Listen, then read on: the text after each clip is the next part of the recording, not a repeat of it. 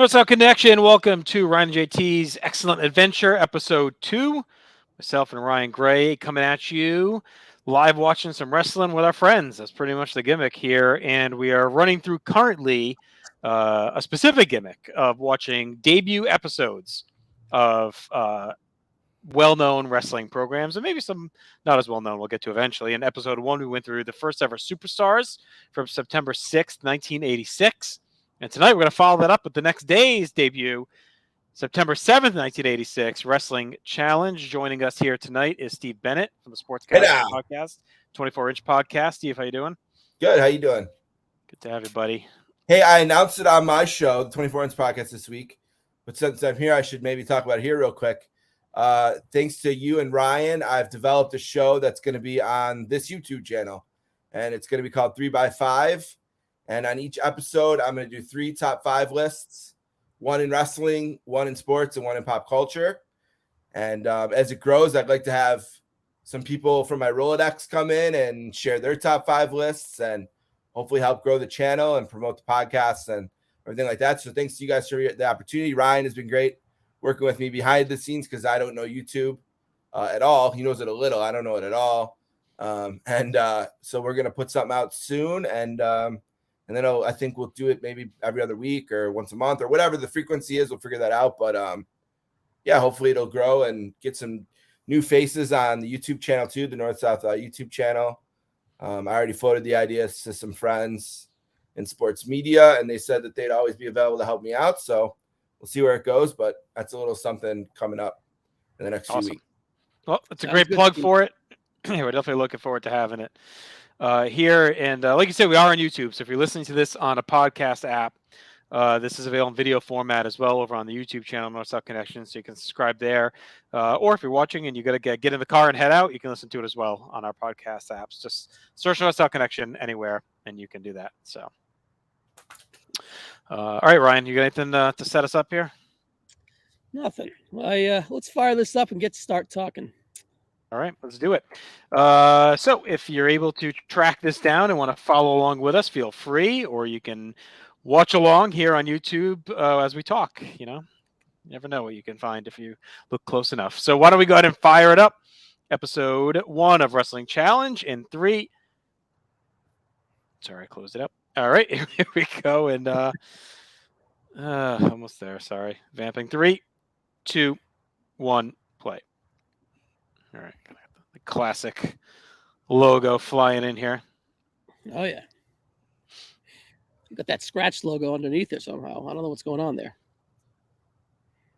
So, do you guys know which non-WWF person was most influential in the decision to move the syndicated shows out of the Poughkeepsies and Allentown and London type places into the bigger arenas? Was it the Fink? No, this is a non-WWE employee. Famous person. Sorry. Famous person though. Certainly a television revolutionary. Big Dick Johnson? Ebersol. Thought it was Came Big to Dick McMahon, and it was basically an idea for Saturday Night's Main Event. The idea that Ebersol had was how to light a wrestling show. How to take it out of the dark and move it into the light. Yep. And actually, it's not until the next Saturday Night's Main Event, from where we are chronologically now, that those changes take place on Saturday Night's Main Event. Right. The reason these shows move Superstars and Challenge from the studio shows or, Allentown, London, wherever they're having them, these bigger arenas, is because they thought they could light the shows better. And also in the bigger arenas, they would be able to draw a house. So for years, Hulk didn't appear very often on these shows, but he would be there every night and appear in a dark match or a tape segment or whatever. When I went to the house show where Steamboat lost the belt in '87 to Honky Tonk, Hulk had a tag match that night. It was the very last thing after hours and hours of just misery. He also recorded a Snake Pit that day that aired only in some markets. And then he had a tag match against was him and Coco versus Fuji's guy that spit the green ooze. But this guy, Killer Khan, yeah. Killer Khan. Yeah, this night Hogan is in a dark match as well. So that was one way they used to fill the house, so it looked nice and full. Yep. Hogan wrestling the dark matches, and it was Ebersol's idea how to light it and sort of those innovations that make it look different compared to the All-Star, which this replaces. Yeah, I mean, it's way more likely to catch your eye, right? I mean, if you're a kid flipping through the channels at 11 o'clock on a Saturday morning and you see this like well lit, it looks like a sporting event more than like a dingy, old school something my dad would watch. Feel like this makes you feel like, okay, this is something I want to watch. It's bright, it's loud, it's in your face, it's moving fast, right? So I did not like this U.S. Express with Dan Spivey. I prefer Barry Windham. Yeah. I think everyone did. This is something they loved to do back then, right? Though when someone left to try to find a clone, like with and they did. I think Spivey is about as close as you can get to looking like Wyndham at this point in his career. I mean, if you look at them from behind as they run out, that it just looks so gimmicky holding the flag. They look like tryhards. And then look at Muraco, already in the ring on a jobber team with freaking Iron Mike Sharp. Come on, Don Muraco, put some respect in that man's name. This is at the heel end of his heel run, right? Oh yeah, I mean, he's still. This turn? really is a. No, I can't believe they're using him here. He's not. He doesn't turn till after WrestleMania because he's with Orton at Mania 3. He's still in. Yep. This is a crazy use of him with Sharp. I mean, this is like what Coco did on Superstars. The first, remember they had him with. Who was he with? Roma. Jones? No, Roma. Yeah. And they would do this a lot in the. It was kind of a formula.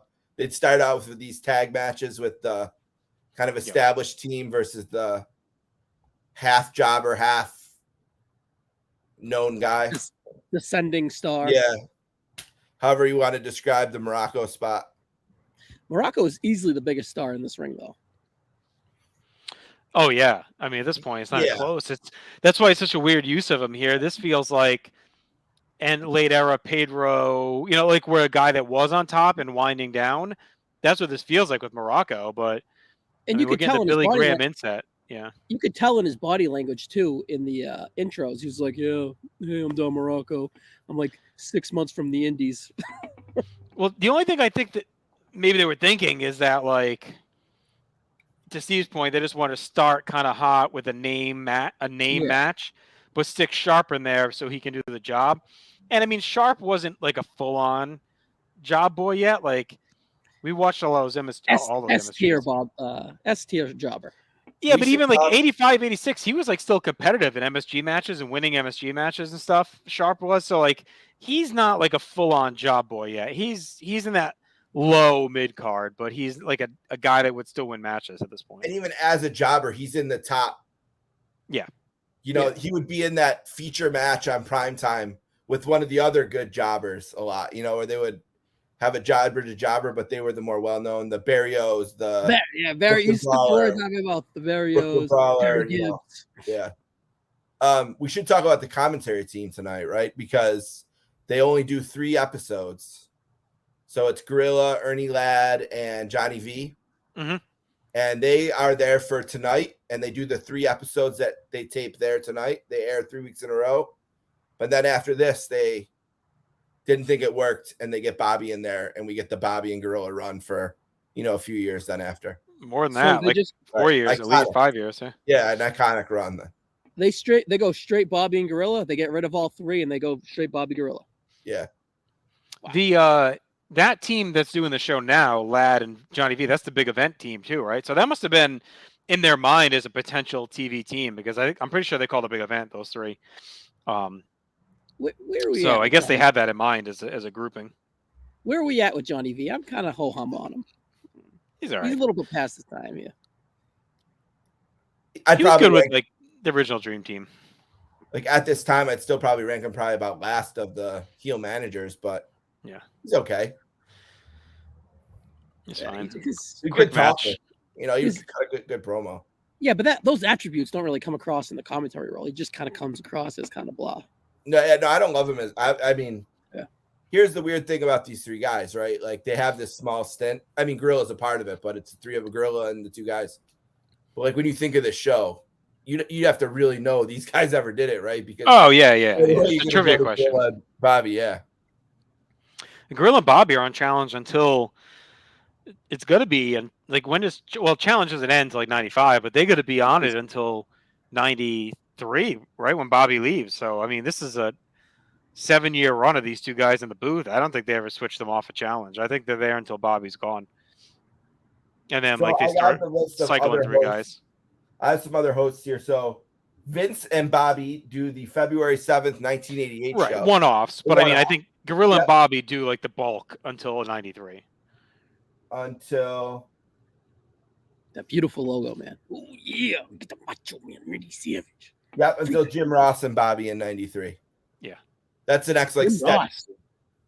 Jim Ross and Bobby. I wonder how that works. That's right. Yeah, they gave it to Ross in 93. So give him something because Superstars is still Vince. And then at the end, it's like DiBiase and Stan Lane, I think. Like at the end. Yeah, there's Lane, 3 shows in 89 that are Vince and Gorilla. Those would probably be fun to check out sometime. So I want to try and see what local feed this was. I know it says Sky Sports, but I'm guessing this is like a re-air on Sky Sports or something, maybe. Because like you said, they have the old Scratch logo, at least the version we're watching.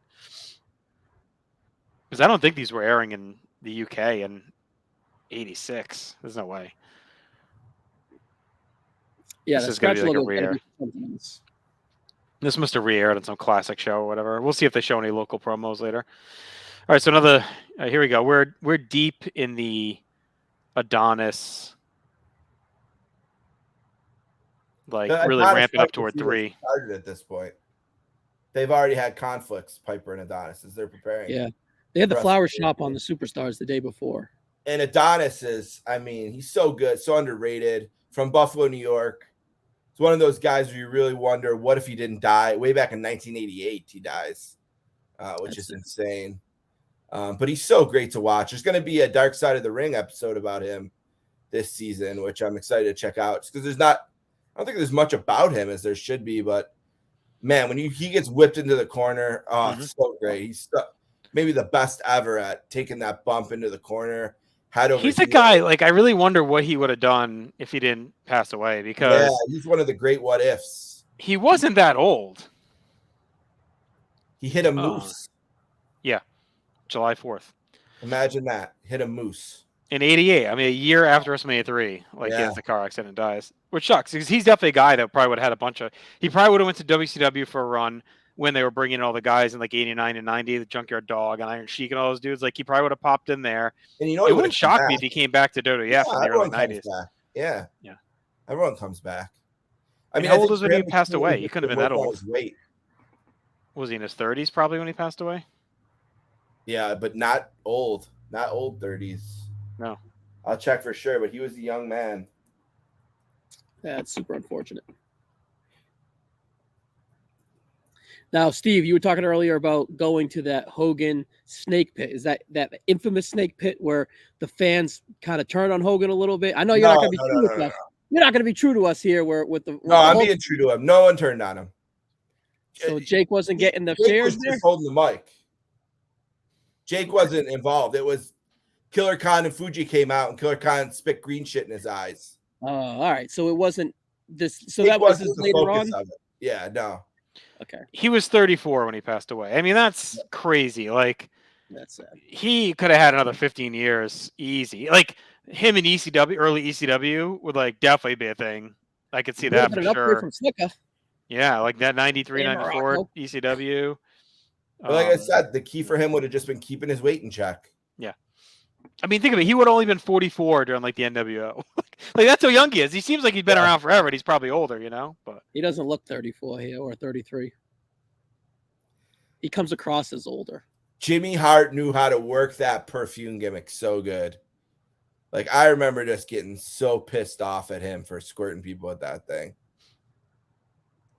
Jimmy Hart's great. I love the pink cowboy hat. It's such a great touch. Yeah, I mean, this is post-attack on Piper now, right? I think we covered that on the Superstars. Yeah, that was like 2 weeks later or whatever. So, I mean, it's a pretty lengthy build to Mania 3 from here. I mean, they really added for a good what? Well, how often is Piper on? And at one point, Adonis leaves the company, and the match Yeah, that's right. kind of in limbo, but he does come back. So he had an argument with Vince or whatever. Argument with Vince? Yeah, something like that. And he left temporarily, but luckily he came back, because I think that's a great part of what makes Mania great, Mania 3 great. That was you never see a double team like interference like that from us. Like he came in and they did like a back suplex neck breaker combo. That was beautiful. Especially in the 80s. Yeah. That's a good TV match right there. That's really nicely done. Well, these guys would have been a cool team. I mean, I think they were two guys, him and Orton, are like two guys that were ahead of their time for sure, like as bumpers and workers. Both could Orton's go. Super underrated. Yeah, that could have been a fun team. I think I like it even better than Muraco and Orton too, Yeah. Oh yeah. Kind of reminds me of a smaller version of Stud and Bundy. Yep. That team was rough. That team was rough. They basically did the Smoking Guns finish that they would do later, the Sidewinder or whatever. Like that was what they did right there. That was a really nice TV match there. Yep. That's really good for what it was. So far, it feels like on par with. I know, like in later years, I always felt like Challenge was the B to Superstars being the A, but I mean, I know we're only 20 minutes into episode 1, but right now it feels like, doing okay. It was also like a training ground. Like Snake Pit debuts over here, then they move it. The Brother Love Show debuts over here, then they move it. I think they would try stuff on Challenge, and if it worked, if it caught track, then they move it over. So here, do you guys have audio? I don't have audio, so I don't know whether, as far as clues to where the show is. I know. I was trying to pick up on it. Yeah. I have it low. Yeah, see, it has this. I just noticed a scratch logo with a classic. So this must have aired in the UK as like a classic program. Now, is Tommy Sharp related to Mike Sharp? Because that's who he squashed last match. It could be. You think we're just gonna get all jobbers named Sharp tonight? Or at least sharp dressed men, perhaps. So Orton's talking about how his contract with Piper became null and void because Piper stopped sending checks while he was away. So yeah, I like the touch. I like the touch. Well, you'd think he'd get more money in Hollywood, no? Probably. And he's saying he wears the pink hat because they pay him to, and all he cares about is money. Which, I mean, I like the consistency for the character. He's like, whatever. Piper, you paid me to be a bodyguard. The bodyguard. And I'm jumping to Adrian and Jimmy Hart because they're paying me when you weren't. So loyalty dies with the money for Bob Orton. So I got a fun challenge trivia question for you guys. So most of the title changes on syndicated shows were on Superstars. Of course, unfortunately, the one I had to witness in June of '87. But there was one on Challenge. You guys know what title change happened on Challenge during the run? Oh, man.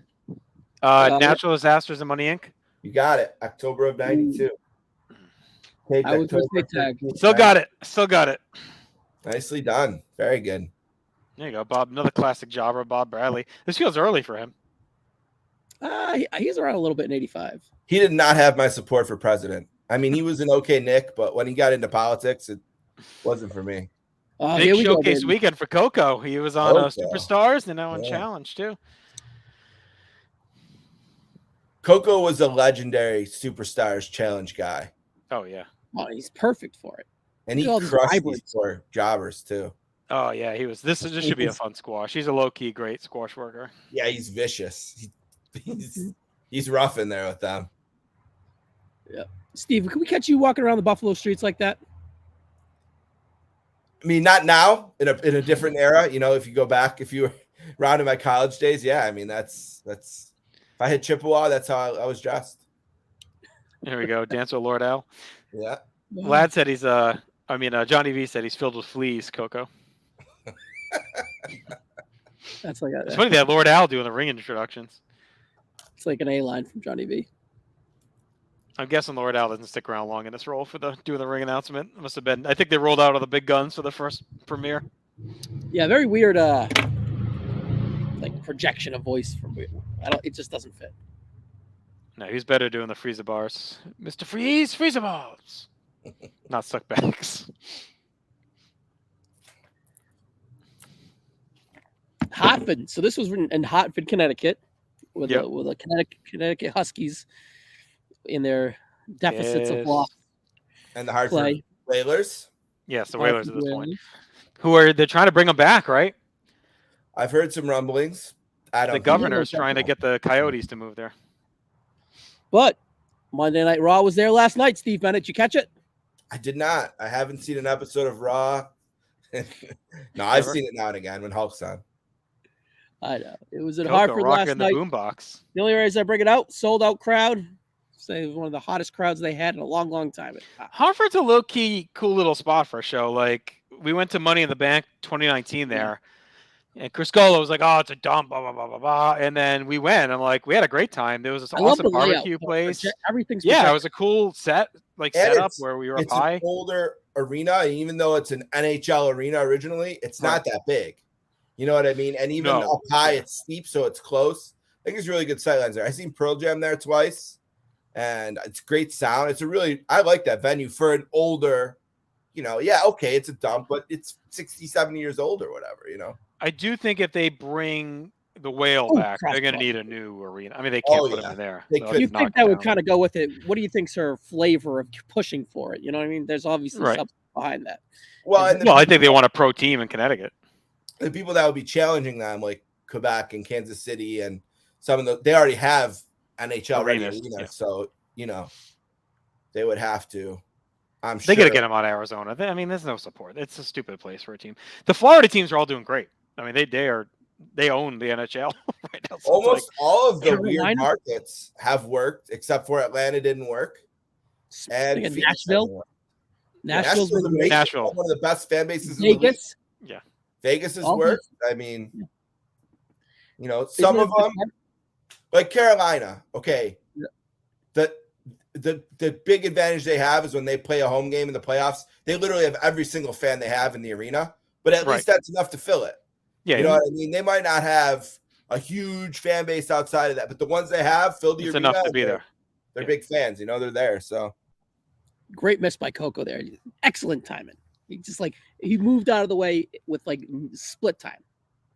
Yeah, he's underrated. I feel like I didn't hate the discourse I hated the most. I think in history is the Coco's not mocking him as a Hall of Famer. Like when everyone would if Coco's in the Hall of Fame, I'm like, the dude was great at his friggin' job.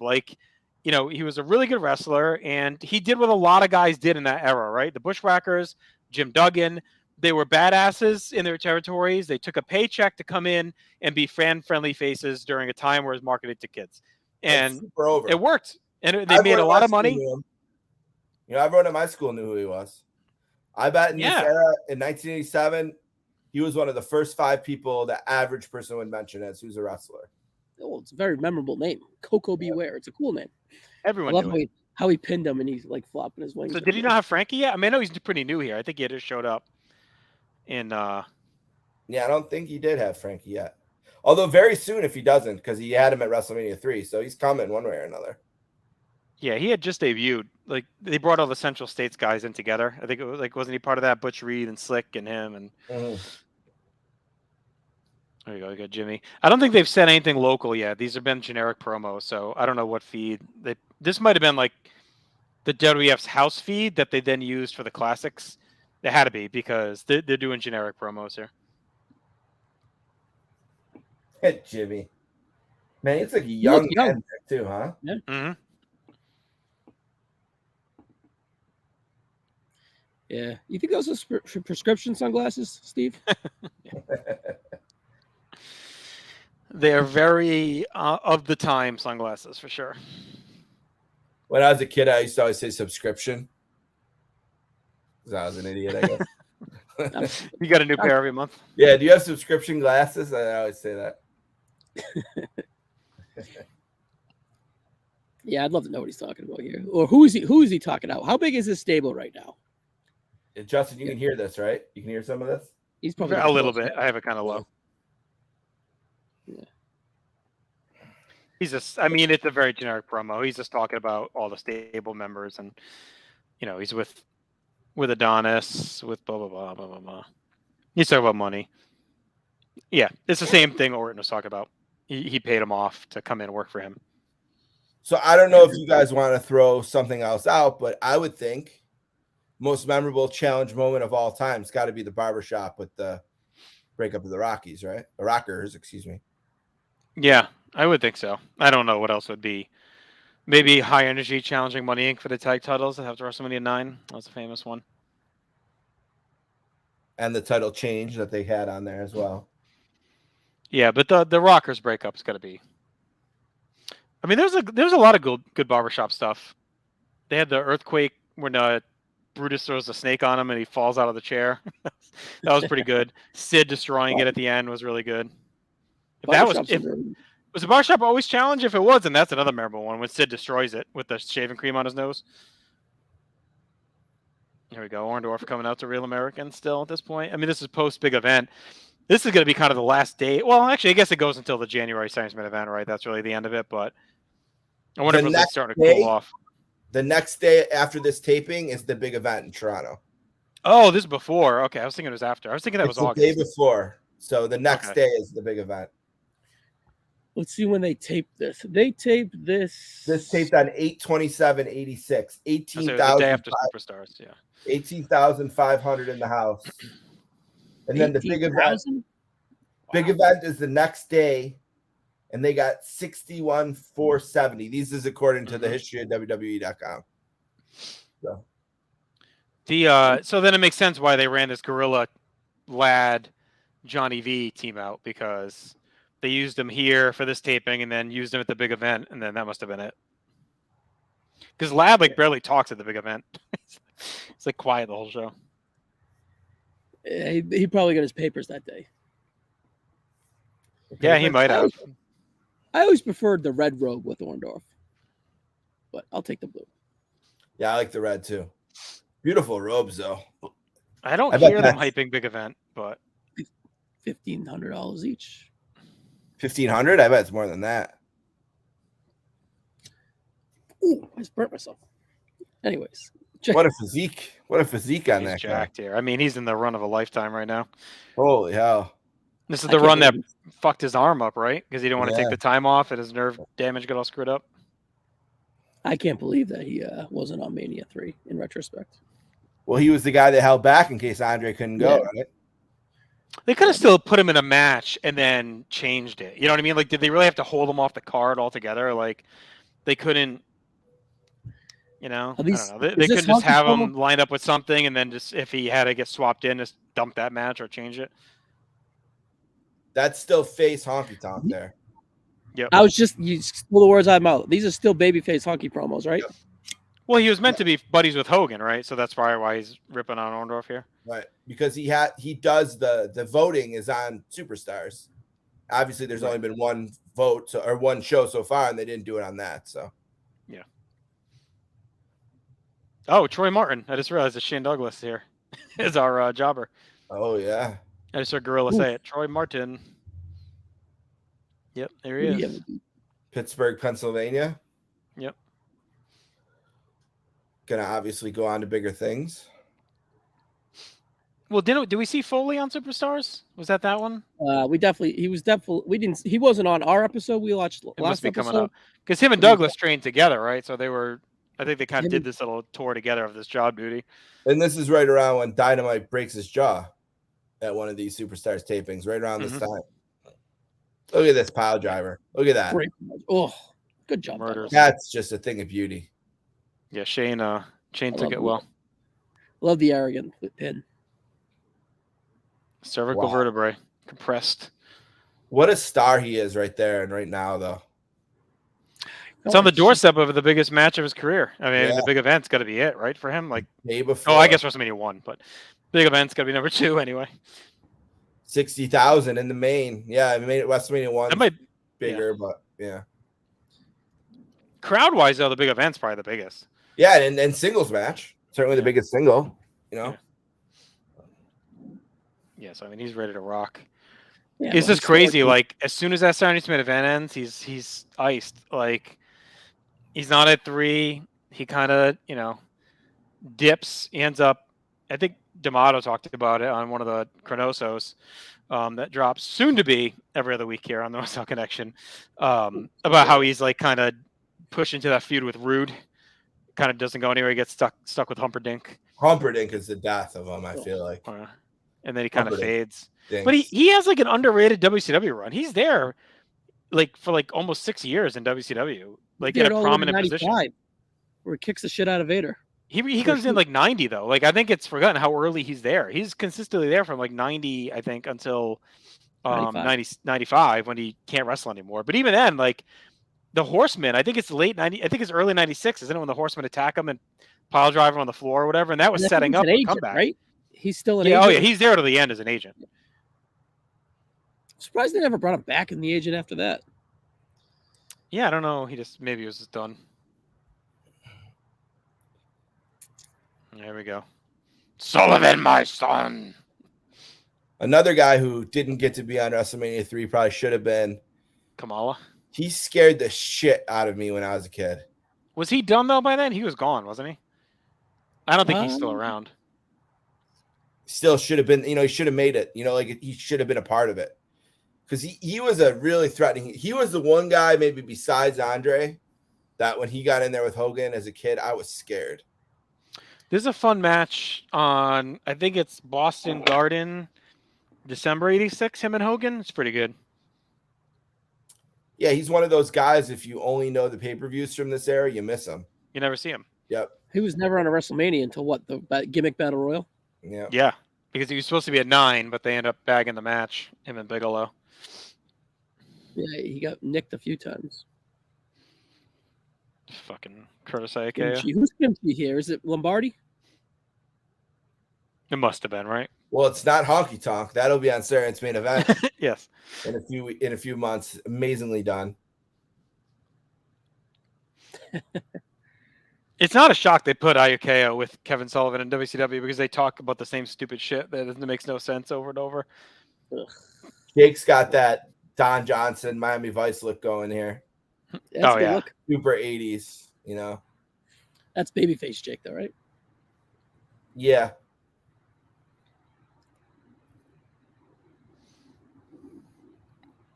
My buddy Jim actually saw one of those rare Hogan Jake matches in Providence.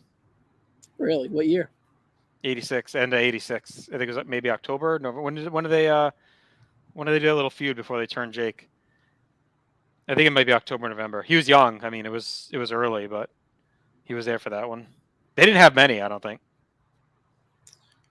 Another King ceremony. Another big moment, historically for Challenge. The coronation of I won't say who, but somebody drafted this guy. I don't know what's going to air first. Our draft or the That's true. This episode. So I won't give it spoilers. I think this episode. I think it's safe to say you're the one that drafted him. I'm not giving any spoilers. Your draft is from 85 to 88. Now I did have the first pick in that draft. Mm-hmm. I'll say that. And he did go outside he went outside his comfort zone. I went outside my zone for that pick. Oh, you went King Edge? Nope. King Mabel. He took King Mabel. Mabel. Oh, I love that they break up poor Lord Littlebrook for this. They're carrying the crown. Hey, you got to get a payday, brother. Look at that crown. So when did Race come in? Like, he was in for a little bit before becoming king. He was like, I know he does a couple of MSGs where he's handsome Harley. Probably right after them. Wasn't he from Continental as well? Not Central States, though, but no, that was different. Harley was in Kansas City, but I think it was different. Yeah. It was different. I don't know, actually. Maybe it was. Dave's going to yell at me. I should have known that. But he's very recent.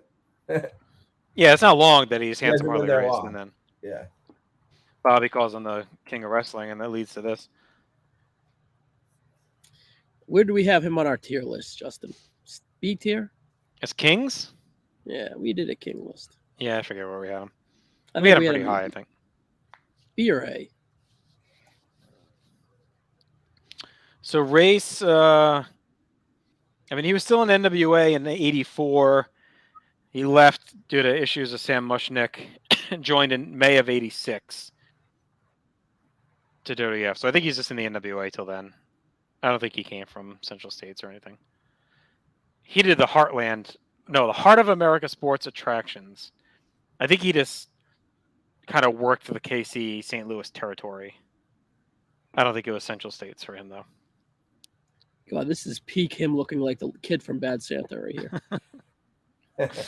Yeah, so he was handsome for a while. Then he won the King of the Ring. And then had this coronation ceremony. Because he won the King of the Ring.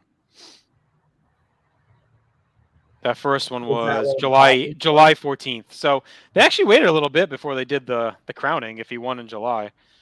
Where was this one? What was that, Providence? Foxborough. That was Foxborough. No, Foxborough was it 85 and 86 Foxborough? Yep. Yes. Muraco in 85, Harley in 86. Yeah, those are Foxborough.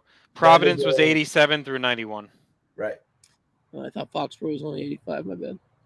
I wish those were taped somewhere out there. That would have been kind of... It would be probably very wrestling challenging. I'm mad I didn't go to the 91. I have a bunch of superstars taped from that era on my VHS I still have, where they were hyping that tournament. So I have all the event centers leading up to it. Virgil and Skinner setting up their big war. How often did you go to house shows when they would come around? Not enough for how often they ran. They ran a little bit less by the time I started watching. I think they ran Providence almost every month, like in the 80s. But like my first one was April of 90. I went in July of 90 and like November of 90. So like those are my first three. I'd have to look back a little bit at cards to see. I feel like 91 I didn't go as much, but then after that I think I went pretty consistently, like 92, 93. What's your 94. earliest memory of going? That 90, and I talked about this recently on one show. I think it was with Keithy on a la carte. I went on with my parents' friends' kids on a bus trip with a church to April 90 house show. It was Warrior Perfect was the main event. That was my first memory. And I bought, which I'm sure I got gouged from one of the kids had the WrestleMania 6 program. And I bought I asked my dad to buy it so I could have it. And I read that thing endlessly. But I remember the July one. Yeah. It was a July or August. It was right before SummerSlam, and I was really into it. Like that was like the first one I went to, and I was like all in. I remember the Rockers fought Power and Glory in singles matches, and they were teasing that Bad News would have the sewer rats. Yeah, my first memory is Tugboat. No, Tugboat was hurt. I think it was after Earthquake had already hurt him. This mine. I don't remember the card. I just remember Tugboat, and then I remember seeing Lex Luger with the flag because they would do the whole gimmick where the kid gets the flag. I'm like, oh, man, never picked me. That was Andy Atherton, I think, did that. Or no, he did the ring announcing during that run. I don't think he was the flag bearer. Was that in Worcester? He did on video. Here come the machines. Is that Andre? Yeah, I can't tell. I don't know who that is. I think so, by the way he's walking. Nah, I'm not sure. Yeah, it is. It's I don't Andre. know. Yep, it's Andre. I'm not sure. Pretty fucking. Oh, it's definitely Andre. Nah, I don't know. I can't tell. Bulldogs. Took me about 7 times of saying it to realize the gimmick. I used to always go to when they were at the Odd, but then at one point they moved to the Niagara Falls Convention Center, and I didn't go there as much. I went a few times. I saw Hulk have a cage match there, but I didn't go as much because Niagara Falls sucks and that place sucked. But yeah, I always went to Providence Civic Center, and then they had the Warwick Musical Theater, which was awesome. It was like one of the tent tour shows. Like they would do the Cape Cod Melody tent. They would do, I think, a tent in Maine, and then the Warwick Musical Theater. They did it every year. I think I went to like 3 or 4 of them. They were super fun because it was so intimate. It was just like you were like in the ring basically watching the show, and the wrestlers would hang out in the little lot behind and everything. The Bulldogs they would do all the way up to 95, right? They what? They would do those all the way up to 95, 96, right? I think 95 might have been the last one. Yeah. I think maybe 96. I think it was 95. Give or take. I think it's. 95. I went 92, 93, 94. I think were the 3 I went to. I didn't go in 95. I think I had something else that night. Yeah, we got a world tag team title match in the main event. So what were the machines doing out here? I thought they were wrestling. I think they would just. That was just a friggin' triple threat match. I wonder who that big guy was with the machines, though. Yeah, it could have been a giant. I don't think it was Andre. I don't know. The Bulldogs look awesome here, though, man. Look at how great they look. They always look great. Weren't they on Superstars too? It seems like they spotlighted a couple. The Hearts. Oh, that's right, with the Hearts, yeah. Yeah, they're yoked here. When did the Hearts beat them? February? We talked about this. I'm not going to do it again. Yeah, it's taped in January, airs in February. February 7th, Superstars it airs. Or 14th, one of those. It's still so weird that they brought the machines out just to wave. It's odd.